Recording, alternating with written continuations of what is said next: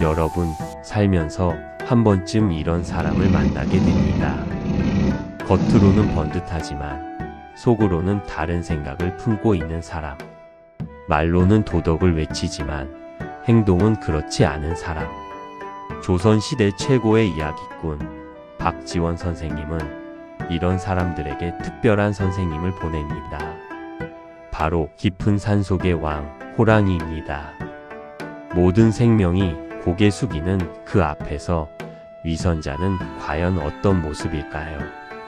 오늘은 박지원의 호지를 통해 진짜 나를 마주하는 시간을 가져보려 합니다.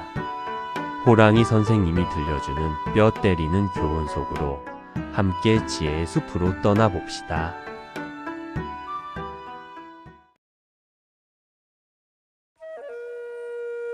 때는 조선시대 한양, 그곳에 학식 높기로 소문난 북곽 선생이 살았습니다. 그는 경전에 통달하고 말 한마디 한마디가 무겁고 올곧았기에 사람들은 그를 존경했습니다. 덕을 쌓아야 합니다. 예를 지켜야 합니다.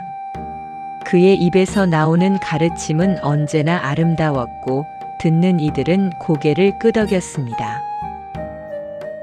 하지만 해가 지고 어둠이 찾아오면 북곽 선생은 낮에 모든 가르침을 벗어던지고 다른 사람이 되었습니다.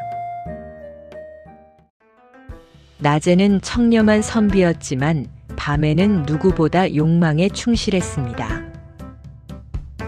마을에는 동리자라는 과부가 살았습니다. 겉으로는 정숙하고 검소해 보였지만 5 아들이 모두 다른 아버지를 두었다는 소문이 자자할 정도로 당시로서는 파격적인 인물이었습니다. 북곽 선생은 밤마다 이 동리자의 집 담을 넘었습니다. 아무도 모르게 아무도 보지 않는 곳에서. 그렇게 그의 낮과 밤이 다른 삶은 은밀하게 계속되었습니다.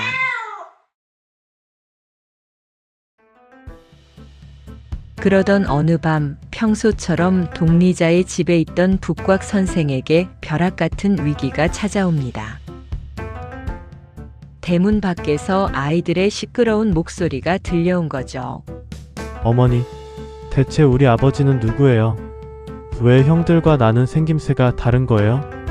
동리자의 5 아들이 자신들의 아버지에 대해 격렬하게 다투는 소리였습니다.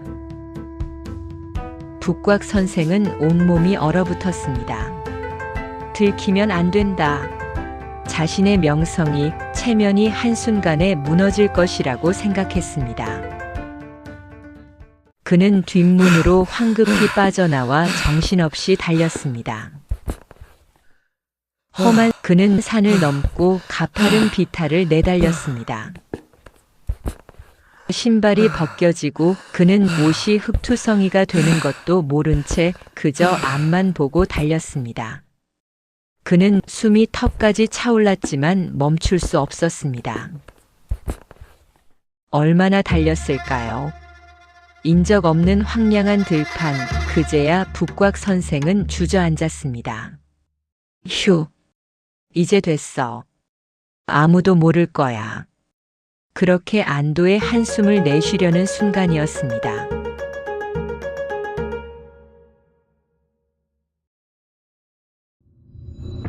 그때였습니다. 어둠 속에서 거대한 그림자가 북곽 선생을 덮쳤으니 바로 모든 짐승의 왕, 산군 호랑이였습니다. 북곽 선생은 온몸이 굳어버렸습니다. 호랑이는 천천히 그에게 다가왔습니다. 배고픈 맹수의 눈빛. 하지만 호랑이는 북곽 선생을 단번에 물어뜯지 않았습니다. 오히려 그의 눈을 똑바로 바라보며 천둥처럼 울리는 목소리로 입을 열었습니다. 내 이놈, 감히 이 산군의 눈을 속이려 드느냐? 너는 학자라며 백성들을 속였고 덕을 말하며 욕망을 채웠다. 내 입에서 나온 가르침은 거짓이었고 내 행동은 더러웠다. 나는 비록 짐승이지만 어찌 너 같은 위선자를 먹을 수 있겠느냐? 귀신도 잡아먹는다는 내가 너만은 입에 댈 수가 없구나. 호랑이의 말은 계속되었습니다. 사람들은 나를 무서워하지만 나는 본능에 따라 살 뿐이다. 하지만 너는 다르다. 너는 알면서도 거짓을 택했고 보이는 곳과 보이지 않는 곳에서 다른 얼굴을 했다. 북곽 선생은 아무 말도 할 수 없었습니다. 평생 남에게 던졌던 날카로운 말들이 이제 자신에게 칼날이 되어 돌아왔습니다. 죽음보다 더한 수치심과 공포가 그를 덮쳤습니다.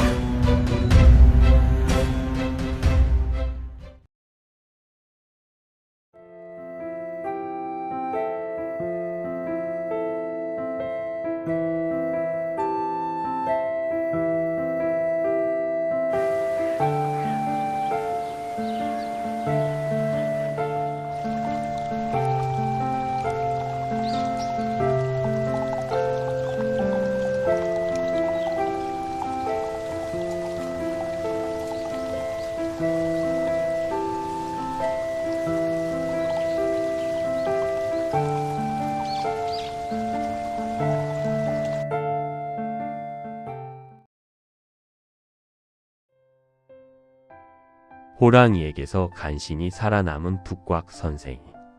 하지만 그날의 말들은 평생 그의 심장에 박혀 지워지지 않았을 것입니다. 박지원 선생은 왜 이 이야기를 호랑이의 입을 빌려 우리에게 들려주셨을까요? 그저 한 개인의 위선을 고발하려던 게 아니었습니다. 당시 조선 사회를 보세요. 겉으로는 유교의 가르침을 따르며 예의를 강조했지만 실제로는 그렇지 않은 사람들이 많았습니다. 권력을 가진 양반들은 백성을 착취하면서도 도덕을 말했고 학자들은 청렴을 외치면서도 뒷거래를 서슴지 않았습니다. 박지원은 이런 모순을 참을 수 없었습니다. 그래서 호랑이의 입을 빌려 강력하게 말한 것입니다. 진짜 도덕이란 무엇인가? 그 진정한 인간다움은 어디에 있는가? 그 겉과 속이 다른 삶 과연 옳은가? 시간이 흘러 2025년이 된 지금 우리 주변은 어떤가요? SNS에서는 완벽하고 이상적인 모습을 보여주지만 실제로는 다른 사람들. 공정과 정의를 외치지만 자신의 이익 앞에서는 눈을 감는 사람들. 환경을 생각한다고 말하지만 행동은 그렇지 않은 우리들. 박지원의 질문은 여전히 유효합니다.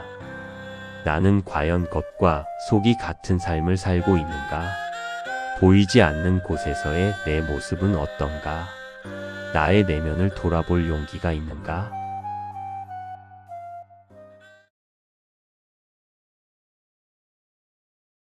호질은 수백 년 전 이야기지만 지금 이 순간에도 우리에게 말을 걸고 있습니다. 진정한 삶이란 무엇일까요? 겉을 치장하는 것이 아니라 내면을 가꾸는 것. 남에게 보이기 위한 선함이 아니라 아무도 보지 않을 때도 지키는 선함. 완벽해 보이려는 노력이 아니라 솔직해지려는 용기. 호랑이는 북곽 선생에게 준엄한 거울이 되어 주었습니다. 우리에게도 그런 거울이 필요합니다. 나를 있는 그대로 비춰줄 수 있는 무언가. 그것은 친구일 수도, 자연일 수도, 혹은 조용한 성찰의 시간일 수도 있습니다. 오늘 하루 잠시 멈춰 서 보면 어떨까요? 내 안에 북곽 선생은 없는지, 내 안에 호랑이는 무엇을 말하고 싶어 하는지, 그 목소리에 귀 기울여 보는 시간. 그것이 박지원 선생이 우리에게 건네는 변치 않는 선물일 것입니다. 겉과 속이 다르지 않은 삶. 그것은 쉽지 않지만 가장 평화롭고 아름다운 길입니다. 이 이야기가 여러분에게 작은 위로와 평안, 그리고 삶의 지혜를 선물했기를 바랍니다. 늘 평온하시길 바랍니다. 다음에 더 재미있는 이야기로 만나요.